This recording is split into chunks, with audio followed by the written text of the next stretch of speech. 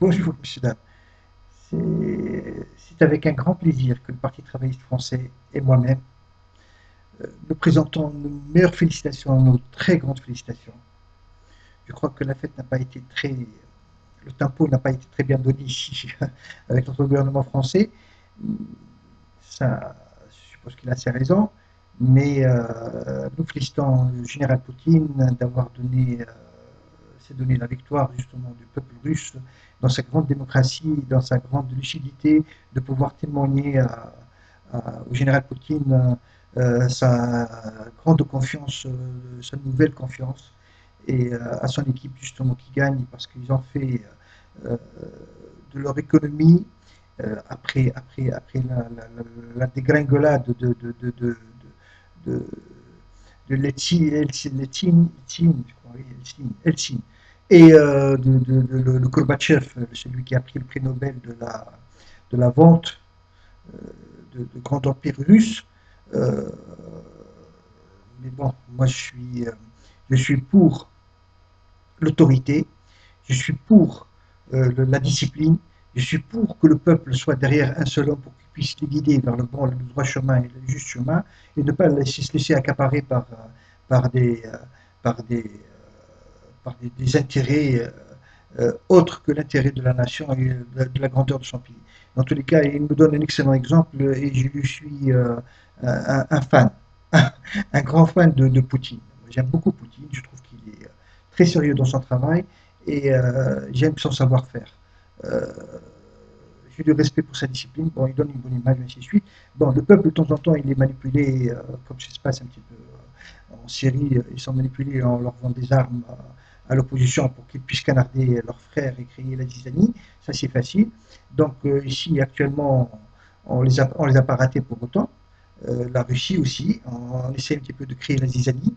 Euh, mais le peuple russe, je suis sûr et certain, en grande majorité, ils ne sont pas des vendus pour la grandeur de leur pays et j'espère, en tous les cas je me battrai pour cet idéal-là, que le général Poutine veuille bien euh, faire un pas vers l'Europe et essayer de présenter une candidature pour entrer à notre grande Union européenne. Je crois que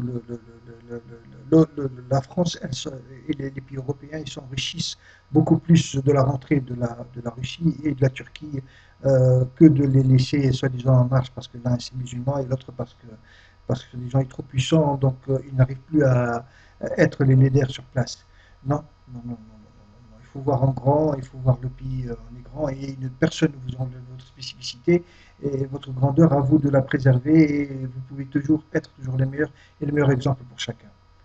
Euh, Ce n'est pas nécessairement pour plaire au lobby américain où ça a divisé pour pouvoir régner, pour pouvoir euh, euh, ne pas les faire rentrer en Europe. Ils sont des Européens et euh, je crois qu'il faut qu'ils rentrent dans le grand train de l'Europe.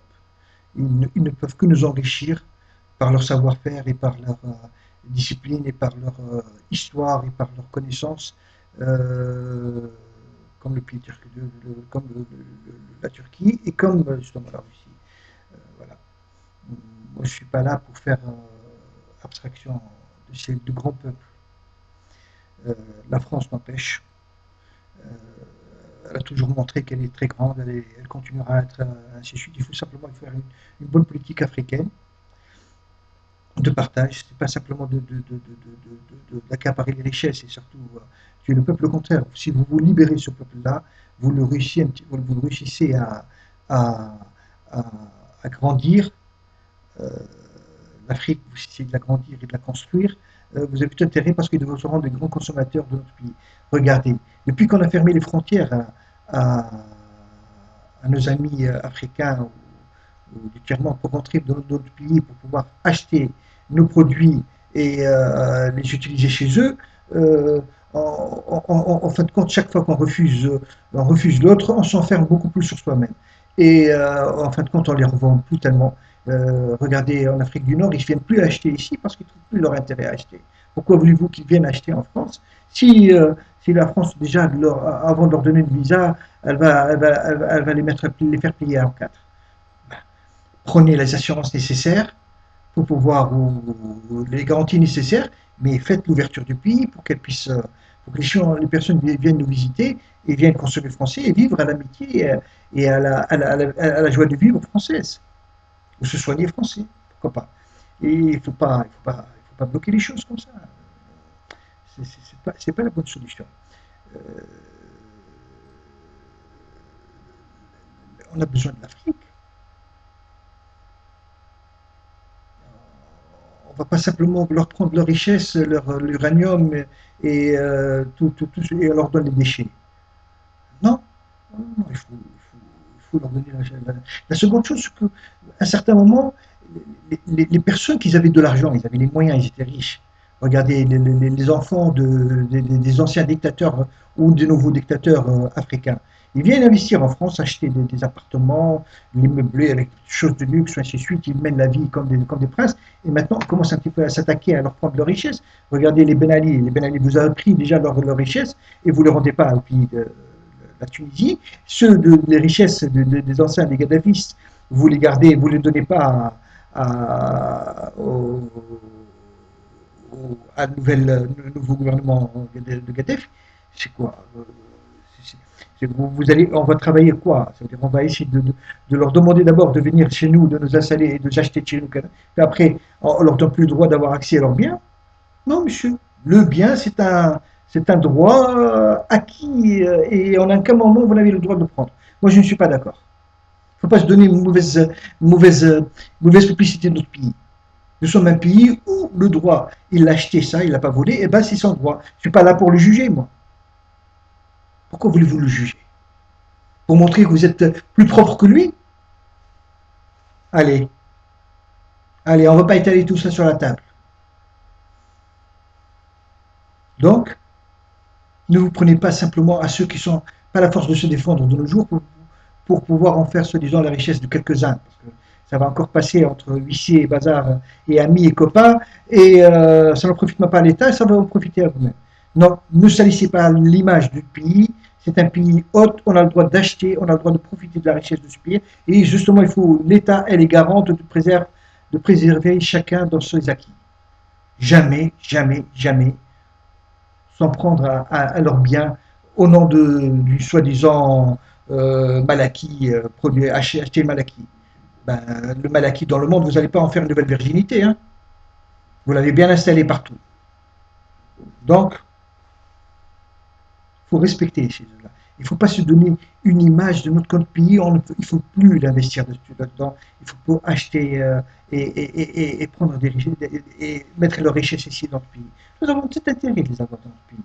Parce qu'au moins, ça nous présente encore, ça nous donne des richesses. Parce que eux qui veulent, qu'ils n'ont pas, ils ont mal acquis ces choses-là et ils ont voulu les investir en France, et bien qu'on leur donne la sécurité d'avoir bien fait leur investissement. Et nous, si on veut leur donner des petits pipeaux pour leur investir dans leur pays avec des industries pour employer les gens en les utilisant comme des esclaves, eh bien pourquoi pas? À eux de se libérer. Mais moi, je leur donne la possibilité de se libérer, mais je ne suis pas là pour créer la zizanie. Chacun, il est maître chez lui, et je veux justement que la Syrie, elle soit maître chez elle. Il ne faut pas la balkaniser un petit peu comme ça existe un petit peu au Liban. Ils ont mis, depuis qu'ils ont arrêté la guerre, ça fait 10 ans, ou je ne sais pas combien, 15 ans, je ne sais pas. Ils ne sont même pas encore arrivés à unir un seul gouvernement, un seul État. Parce qu'ils sont tellement phagocytés qu'ils ont du mal à se réunir, à s'organiser. Mais nous avons intérêt que les pays qui nous entourent aient confiance en nous. Nous avons intérêt que tous les pays soient stables. Nous avons intérêt que tous ces pays-là soient en amitié avec la France et collaborent avec la France. Parce que s'ils sont unis, ils sont en train de se chamailler entre eux, jamais travailler avec nous. Il faut qu'on soit l'image qu'on a toujours gardée. Nous sommes le pays des libertés, des droits, des libertés, des droits. Chacun, on n'est pas là pour juger le monde, nous ne sommes pas des dieux. Mais par contre, là, nous sommes garants que chez nous, il y a des droits, il y a des libertés, et chacun, il en profite de sa richesse. Pourquoi voulez-vous que je m'en prenne à leur richesse? Au nom de quoi? Justice humaine? Quelle justice humaine? Vous voulez déjà reconnaître, M. Sarkozy il a voulu reconnaître les droits des ceux qui ont fait la guerre avec la Turquie. La Turquie enfin, le truc qui a été voté contre. Ouais. Enfin, donc, il faut qu'on soit indépendant, libre. On n'est pas obligé de s'engager sur les autres. Nous allons nous occuper de nous, mais de nous bien dans la justice, dans le droit et dans l'égalité et dans la protection de chacun dans sa richesse, qu'il soit un Africain, qu'il soit un Hindou, qu'il soit euh, qui qu'il soit, ben, qu'il soit la bienvenue, qu'il prenne sa... Enfin, on ne va pas faire comme les Allemands lorsqu'ils sont pris aux richesses des gens qu'ils ont mis en prison, puis après leur prendre leur richesse.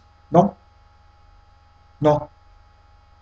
Chacun est libre de garder sa richesse. Et là, c'est le pays des droits de l'homme, c'est le droit des libertés.